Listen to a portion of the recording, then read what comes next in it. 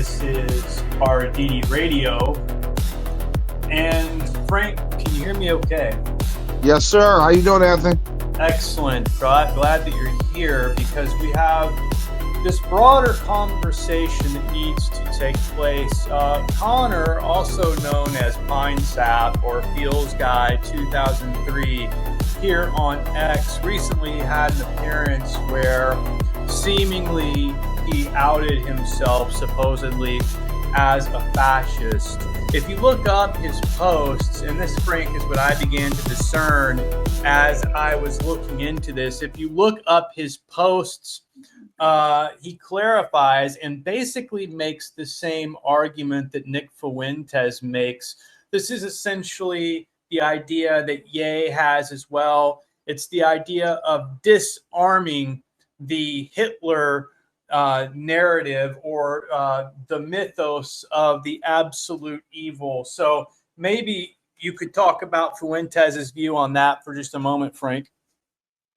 Yeah, Fuentes touched on this. I think he probably got a little, wind of the debate that happened there or that situation on that, 20 versus 1 cast where he, Pine Sap outed himself as a fascist. And basically,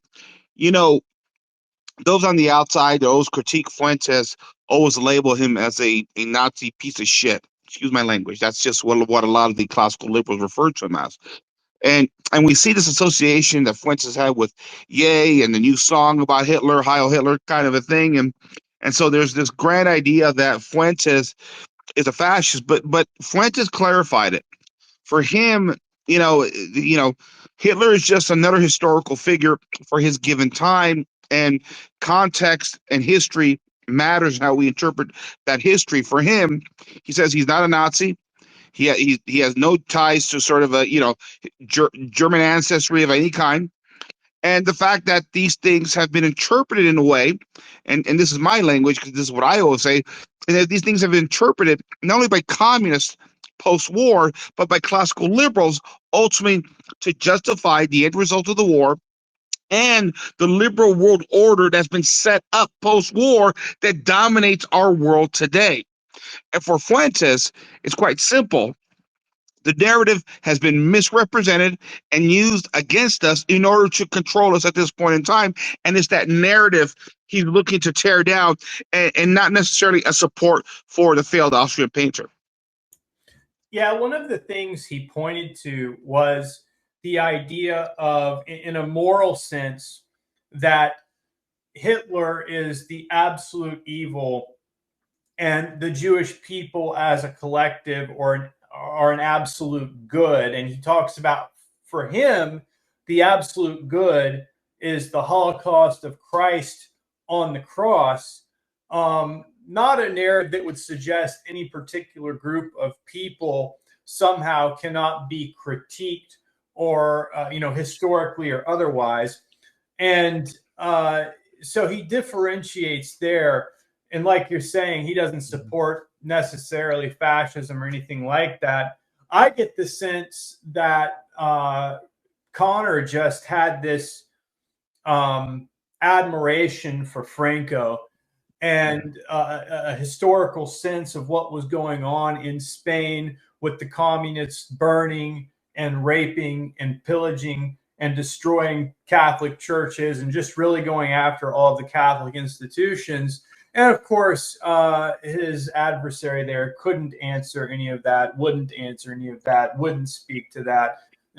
Kind of reminded me more of, anyway, he didn't have any points to articulate on that because it's kind of a stumbling block for them. Yeah, it is. And, going back to the sort of the religious parallel that some have brought up, I think that's E. Michael Jones' position as well, too, that the Holocaust has been set up as sort of a religious parallel as the ultimate kind of good or moment or sacrificial moment to define, again, what would come after the war, this 80-year period that defines the liberal world order. And I'll let others that know more about that deal with that. But that's just, again, it's a common theme that's developing is my point. Now, in regards to Franco, Yeah, I mean, not only see, here's the thing: it wasn't just Spain that was being invaded by Bolsheviks; it was all of Catholic Europe, and it gets down to the fundamental questions about fascism, which here this gentleman, just accepted the label, but it was all of really, Latin, Catholic, Europe at the time that were embracing fascism. I mean, you had obviously Mussolini in Italy, Franco in Spain, Salazar in Portugal, and Austria as well too. This is just where the Catholic world was going toward in an attempt to deal with a century of liberalism and progressivism at that time, and Marxism sweeping the entire continent. You have to understand this historical parallel, exactly what's going on. In the case of Spain, it was actually a Stalin that was sending in his minions into Spain to take over that country. When King Alfonso XIII was overwhelmed, he resigned. I believe it was 1932, 1933, set up an election, and of course, the communists won the election. Well, what was the end result? Well, persecution of the church, right? The killing of priests and nuns, raping of women, yeah, digging up graves of nuns and displaying them as a form of desecration. They outlawed the Christian idea of marriage. They collectivized everything, stole private property. It was a horrible time in Spain. And so when people say that Franco was a brutal dictator, they never mentioned what Bolshevikism was doing in Spain at that time, and for that matter, in Italy and in Germany as well too. Yeah, and I think unfortunately, there's this narrative that is meant to entrap Catholics into this post World War II mythos that has been playing out the last 80 or more years, like E. Michael Jones talks about. He speaks about the three versions of the American Republic, and we're moving into the fourth, and this, in his view, would fall under the third. And I think it's been meant to undermine Catholics from the beginning. This is before the Groypers were even around, in regards to integralism. Christopher Ferreira and others in the Catholic Church revitalized the Catholic conscience in the traditional community to what the church has always taught in regards to proper relationships between the church and the state. And so that was happening long before any of this was going on with Nick or anybody else. And so we're kind of standing on the shoulders of titans. But, you go all the way back and rewind the clock to 2009 or so, and this is exactly the same point in time when this awareness is building. More traditionalists are listening to Father Gruner, Christopher Ferreira, etc., and others out there that have done very good work on this idea. And they are building this Catholic consciousness again. It's coming back. It's being revitalized. Like, oh, this is what the church has always taught in regards to this. Yeah. And here's the thing, Frank. Here's the catch, right? This is when we saw the Obama administration, and underneath the different branches of government and private sector kind of institutions, they began to label traditional Catholics as terrorists at that point. They saw this coming. They knew this was coming.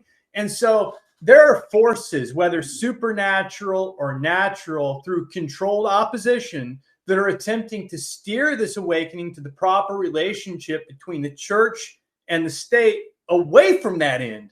The standard Hitler narrative is being used to facilitate that through kind of like a limited hangout. We know through Hitler's speeches, thanks to AI, that he was seeing a lot of the problems we still have today. And this leads young men to neo-Nazism like moths to a light, I mean, but it's meant to be their death. It's a trap. And that's what we have to prevent.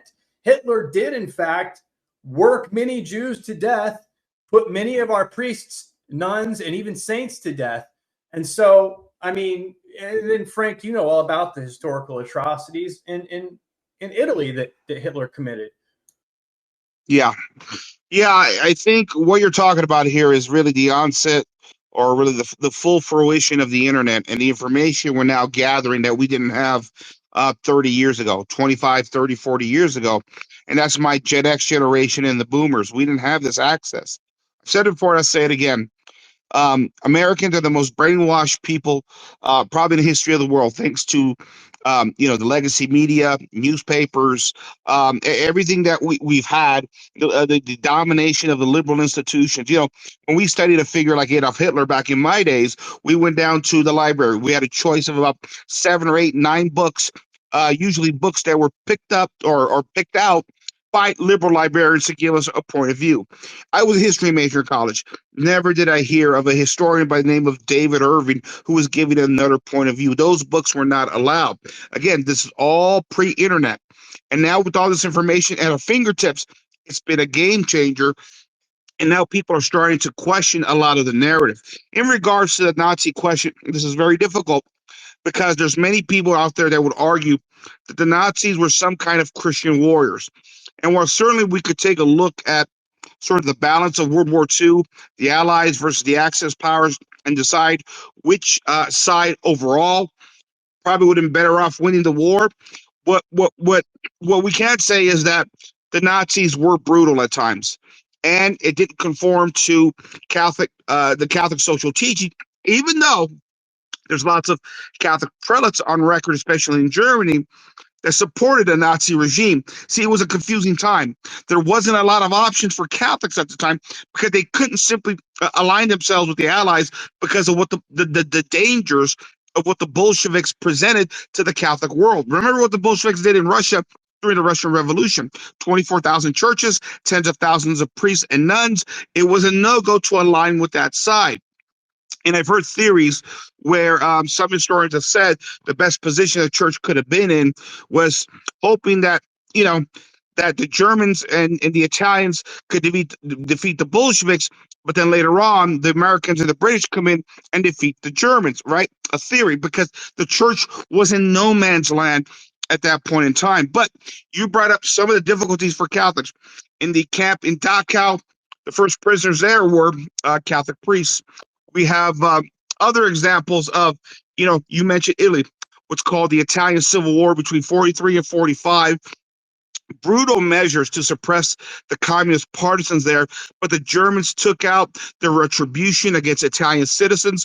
The Argentine massacre, where 300 Italian prisoners were walked into a cave, shot through the throat. Horror stories such as that nature.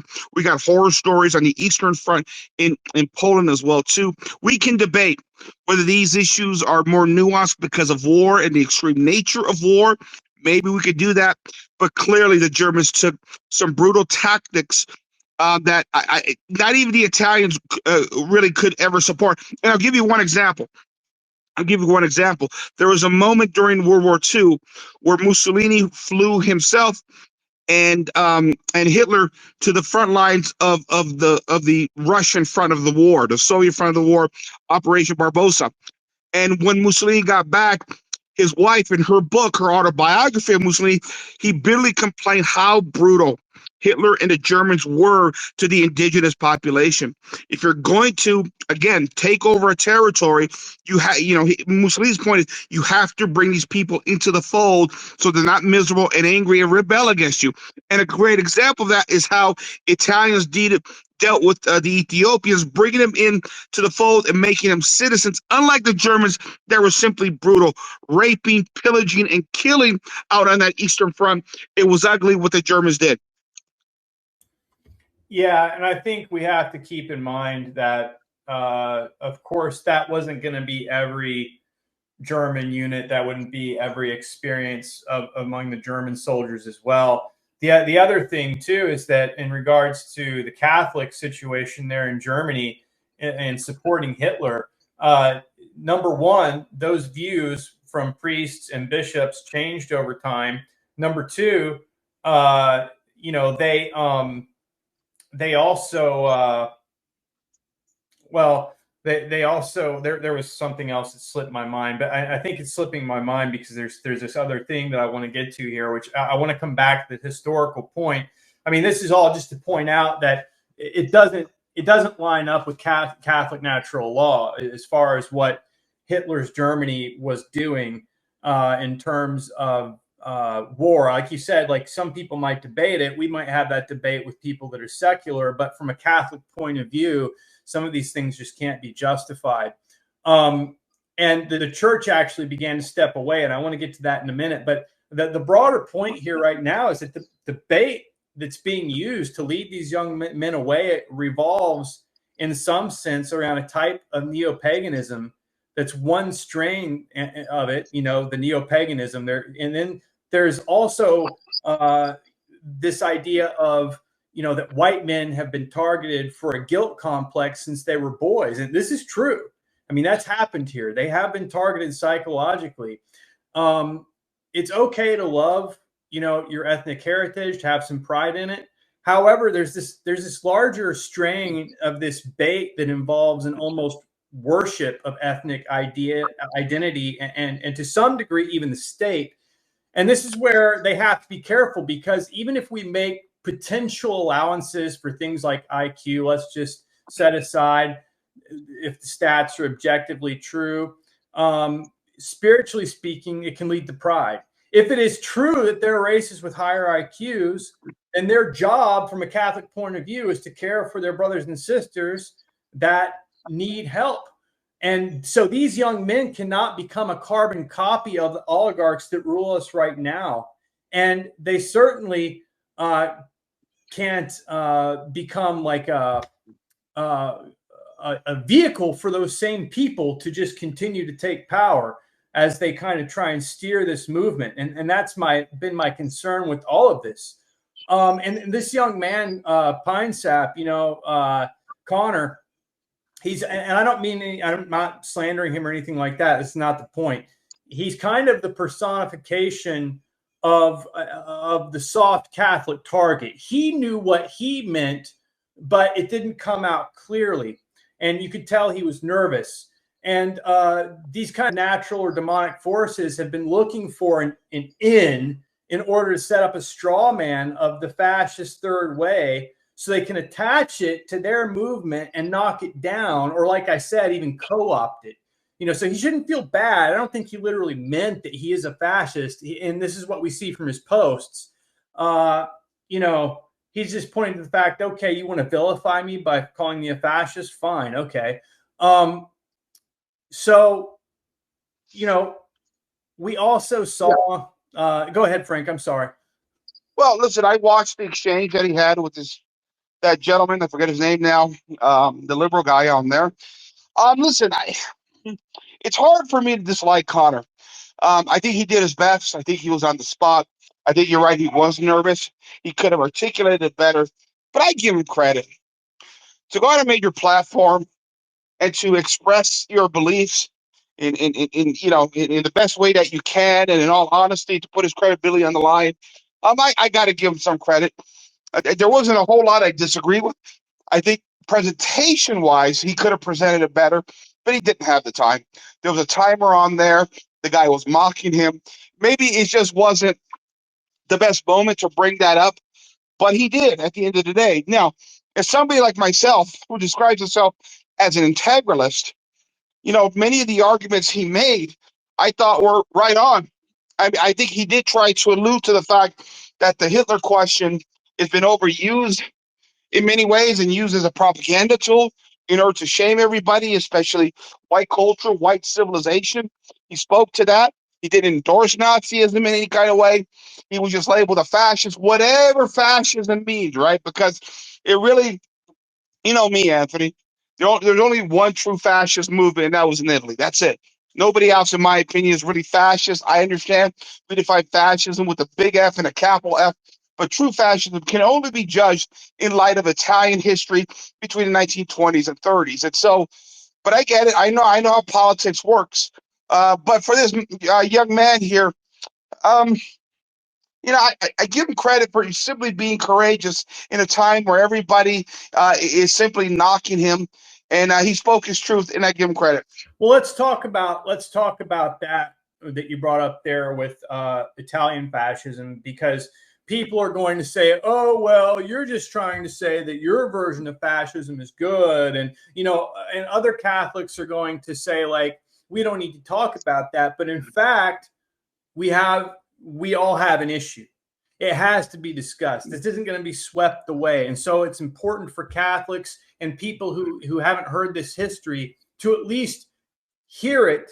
And, you make your own decision about how it comes out for you at the end. But the fact is you did have the accords that were struck with Mussolini. The church did support Mussolini. Mussolini did put the church back in control, gave the church restitution, let the church teach the children the faith in Italy. And so maybe I think it's important for people to understand that there's a real difference here, because on the one hand, as Hitler progressed over time, you have the church making steps away that are very obvious, and to the point to where Hitler is almost assassinated in Operation Valkyrie, whereas Mussolini is fully supported. Can you tell us a bit about that? Yeah. You just don't have the kind of problems in Italian fascism with the church as you do with the German side. Like you said, the Operation Valkyrie. There was also an encyclical written by Pope Pius, I believe, the 11th, just purely in German, starting to condemn what was going on in Germany at the time. But you don't have that. The one thing that many of the detractors point out is the encyclical Non abbiamo bisogno, and that's been making its round on social media lately because there's many Catholics that want to disassociate themselves with fascism historically, and they're saying that doctrinally Catholics cannot be fascist and be Catholic at the same time. Well, let's talk about Non abbiamo bisogno, because this is the one that's supposed to be the clincher of how Catholics are supposed to condemn fascism. Non abbiamo bisogno was not a condemnation of fascism, nor was it a condemnation of Benito Mussolini. It was a critique because the church and the state were butting heads over the issue of Catholic Action, the youth group in Italy. Let's remember here, right? Europe had gone through about 125, 150 years of liberal revolutions all through the continent of Europe. Catholic Action was designed by the church and the popes as a way to try and bring back some type of Catholic element to the European continent. So to Pope Pius XI, who was a very good pope, by the way, very conservative pope, he had a real love for Catholic Action. Mussolini's concern was that Catholic Action had been infiltrated, not necessarily just by communists or Marxists, but even by modernists. And so when you have an integralist setup like you did in Italy, because that's what Patrick Peters of the book Botched Victory would argue, that it was kind of an integralist setup, that Italian fascism was the best modern political system to ever conform to Catholic social teaching. You have a distinction and a separation between church and state, but it's not like in America they still work together. They have a symbiotic relationship. So church and state in an integral system will always butt heads at times. That's natural. This head butting is sort of interpreted as, well, see, this is the church condemning fascism. Well, no, it's not. There is nowhere in the document of Non abbiamo bisogno that fascism or Mussolini are condemned. In fact, if you read section 62 of the document itself, it says specifically, in no way do we condemn fascism, and even more so, and I'm paraphrasing here, nor should any individual fascist be concerned about their Catholic faith. Right? That's something you never would have saw in German language. In other words, the Pope exonerated any Catholics that were fascist. It was okay within the framework of Catholic dogma and theology, according to Pope Pius XI. But it was an idea where the Pope did have concerns that Mussolini might have been overstepping his bounds. But as we learned from Patrick Peters of the book Botched Victory, he says Mussolini was right. the PPI, the People's Party of Italy, which was a communist front, had infiltrated Catholic Action. And the way we know that, and where Mussolini eventually gets exonerated, was after the war. By that time, Pope Pius XII was in power. Fascism had fallen. The popes are now forced, Pope Pius XII, forced to embrace democracy, but and as hesitant as Pope Pius XII, or for that matter, any pope is to embrace democracy, he thought the game changer would be Catholic Action, that he could control the Christian Democratic Party through Catholic Action. The problem was Catholic Action was infiltrated, and Pope Pius XII was left isolated with a political party that had been hijacked by Marxists and Bolsheviks and socialists all over the place. Mussolini was vindicated. Catholic Action had been infiltrated. Yeah, and this gets into really a distinction between, it's unfortunate that other Catholics are hesitant to just deal with this issue because it's pretty clear what's happening here. And there's a clear distinction between Mussolini's Third Way and what Adolf Hitler was doing. Mussolini and Italy were upholding not only natural law, but they were upholding divine law. Not only that, but Mussolini was saving Jews from two fronts of the war, France and I believe somewhere around Yugoslavia as well. Frank, you can correct me if I'm wrong there on that one. But so we've got Mussolini saving Jews from the death camps, protecting Jews, and you know, at the same time, you've got the church gradually stepping away, and you've got Project Valkyrie in the works. And Project Valkyrie was an operation to attempt to assassinate Hitler. And there were many Catholics involved with that, as well as prelates behind the scenes that were involved with this to a degree as well. And so over time, like for instance, Cardinal Michael von Faulber, he was in Munich, and he was a prominent critic of Nazism. You had Cardinal Theodor Inzer. He was the Archbishop of Vienna, and he initially supported the annexation of Austria by Germany, but later he became a really vocal critic of them. You had Cardinal Conrad, who was a bishop of Berlin, who was also a notable critic of the Nazis, and especially the work camps and death camps. And Pope Pius XII himself was aware of an anti-Hitler plot and the attempt to overthrow the regime. And the thing is Catholics could not have done this without couldn't have tried to kill a leader of a state without going to some authority in the church, regardless of who that might have been. We don't know. They had to keep things quiet because, as you know, they told the Pope, hey, don't write the letter critiquing this guy. He'll kill us. So, you know, the relationship couldn't be more different. The structure of the states couldn't be more different. And Catholics really need to become aware of these distinctions and become more historically literate. Yeah, and I think you bring up a few great historical examples there. The Italians were just not bloodthirsty; they just weren't. And so you talk about what happened in southern France and ultimately Yugoslavia. The Italian territories there, they protected the Jews. They even passed laws where the Jews weren't not going to be forced to wear the Star of David, so they could be easily identified. Everybody that was in the German section, especially those that still had French authorities, the French were more than willing to ship the Jews off to the concentration camps. We know that, but the Italians didn't do that. Out in Yugoslavia, it was the same thing.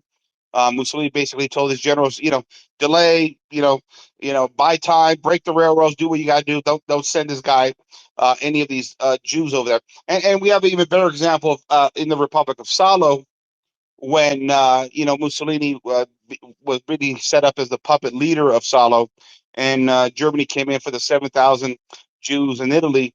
Mussolini couldn't stop the Germans from coming in because at that point Hitler was the alpha, but 24 hours before the Germans got in there, Mussolini advised his Minister of Interior, put out the notice, give the Jews 24 hours. He put out a radio broadcast, and we don't know how many Jews were saved because of that.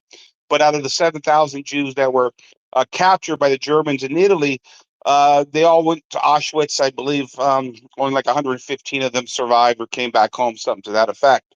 Now, this gets into the question of the Holocaust, which a lot of nuance there. We know that, but we have historical examples of the Italians were just different.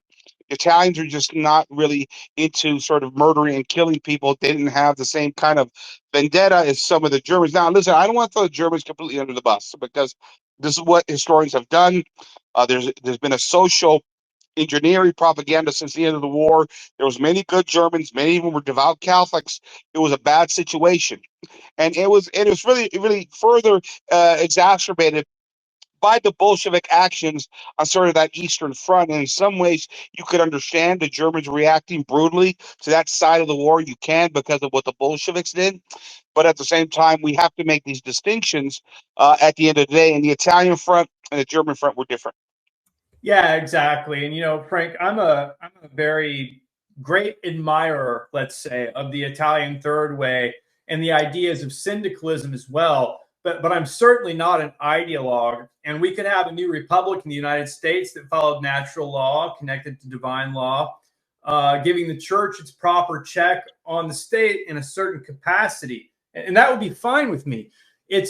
So I think that we have to understand where we're at historically, and really young Catholic men, young men that are attracted to the Third Way for whatever reason.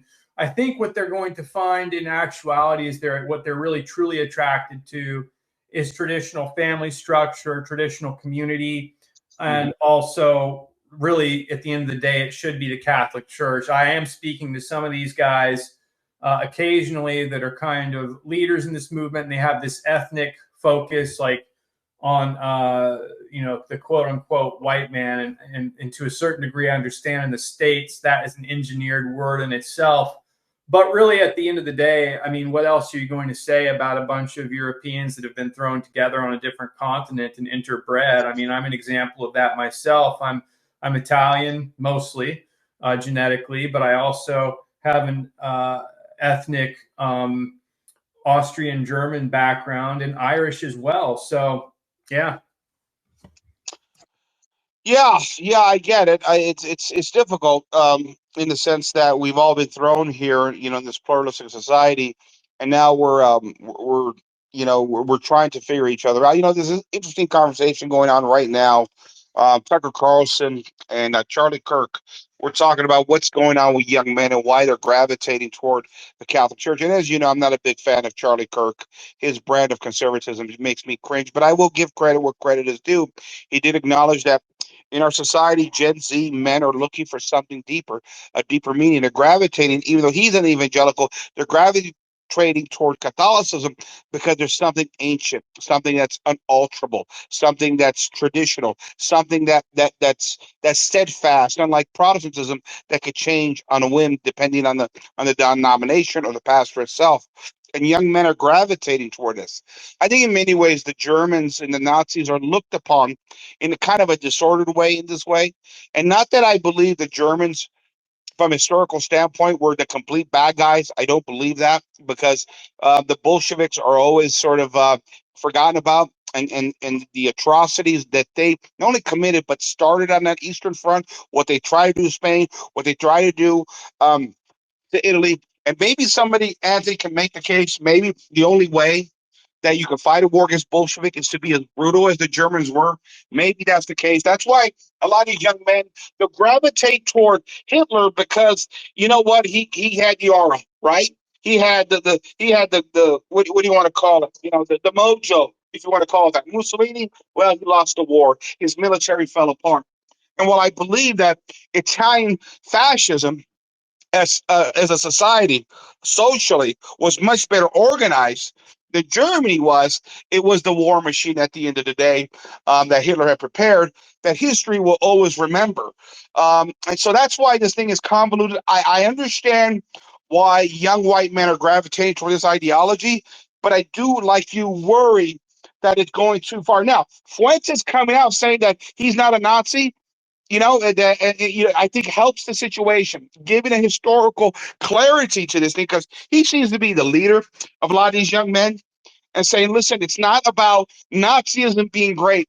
It's about something bigger here that era represented. And in some ways, the Axis powers represented standing up for nationalism and culture, ethnicity, race, tradition, history, religion.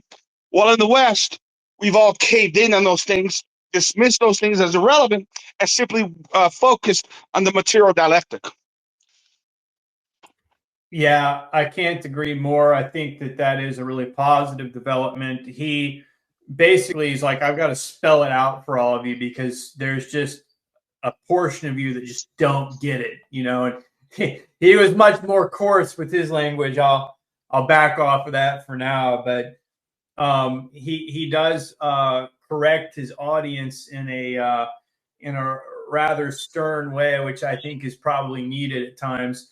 And just their failure to see that this is actually like, hey, what we're doing is we're defanging this whole BS narrative that, hey, just because we happen to like our ethnicity, we happen to like our religion, that somehow makes us the evil white man. Yeah, yeah, I think that's clearly the case.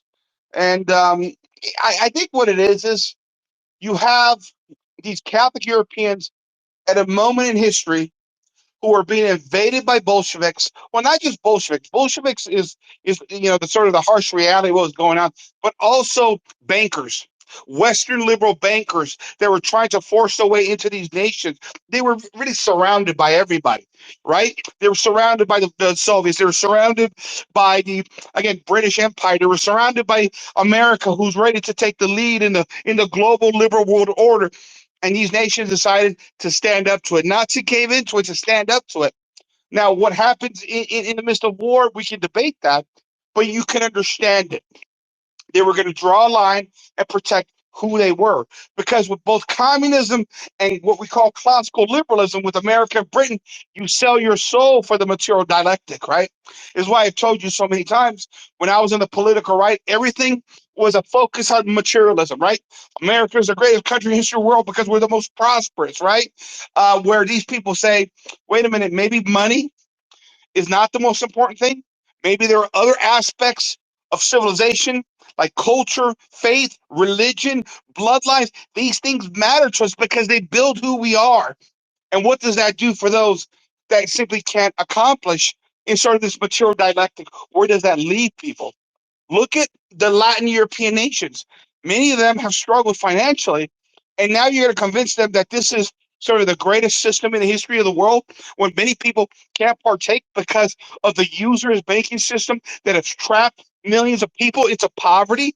There's no doubt there's a cultural distinction between Protestant usury sort of systems of governments versus the Catholic sort of proletariat style of governance or society in Latin Europe. And the Latins were not going to give that up, even though they struggled. Their culture, their faith was everything to them. Yeah, While the British and the Americans said, hey, that's all adoption. That's a personal choice. That doesn't really matter. exactly. Right? Yeah, and just to clarify, when you use the word proletariat, you're using the language of communist modernity, really, so that people understand what you're saying better. There's many people that will say, "Oh, see, the Catholic Church, they're communist," but that's not the case at all. We've condemned communism, and it's funny because they go into our documents. For anybody who's never studied encyclicals that popes have written, these are letters that popes have written. They're all in the Vatican archive. You should go there and you should just search for things you're interested in and see what you can find.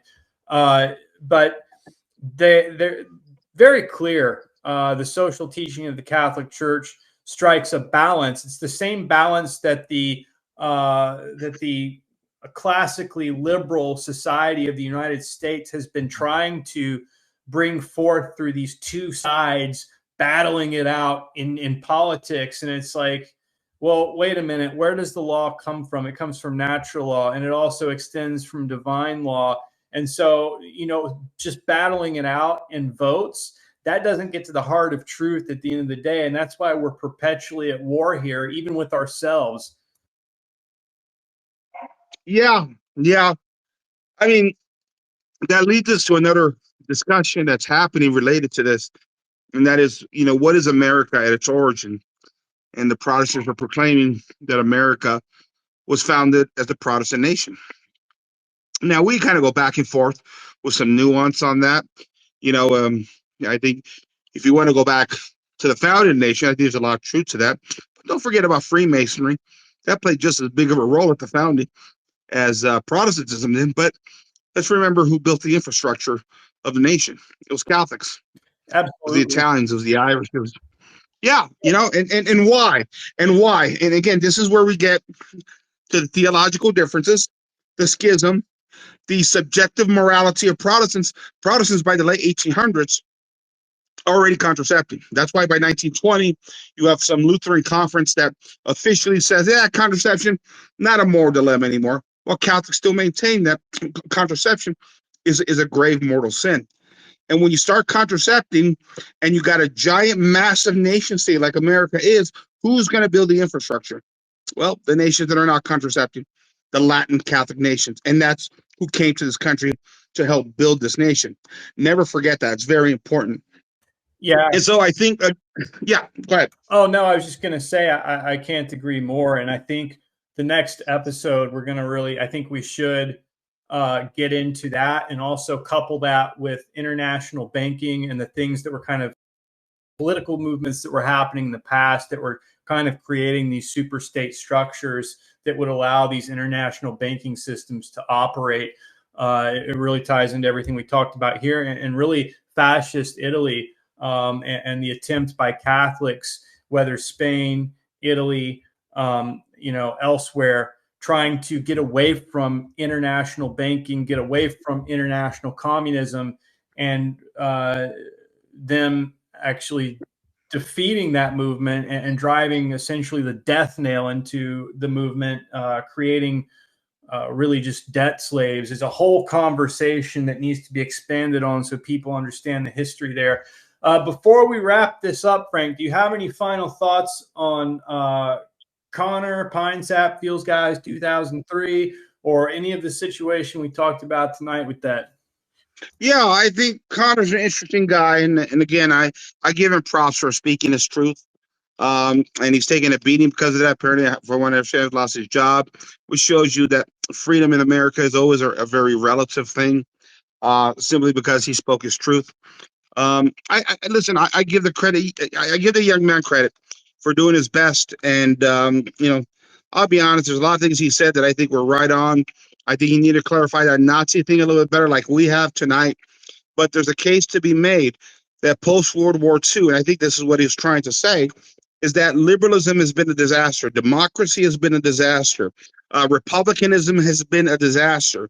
These secular republics here that we're all living through, the tyranny of these secular republics, which nobody wants to talk about. And there's so many levels of tyranny at this point. Things like the COVID and the vax were just the most obvious. But I was having a conversation with a friend of mine today. I think it was you, Anthony, about our food supply and how we have, a system where we're all being poisoned to death, and somehow, nobody really wants to talk about this issue because, this type of liberal governance that is now dominated by corporations and conglomerates and oligarchs. They control all of our food supply because all of our freedoms to be independent, freedom from owning any land, freedom to develop our jobs, taxation system, really makes us dependent on an oligarchical structure. I mean, there's so many levels of corruption at this point in time. I think that's what Connor represents. He's tired of it. He's tired of democracy. He's tired of liberalism. And, while he might not have stated everything perfect, I give the young man credit for speaking his truth.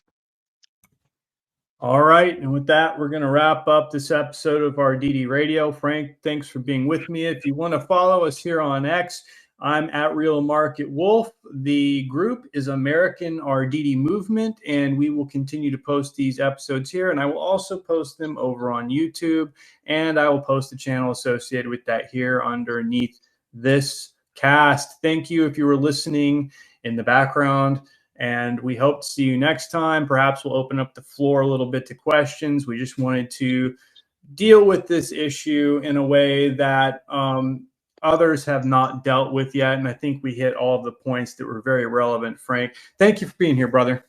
All right, my friend. Thanks for having me.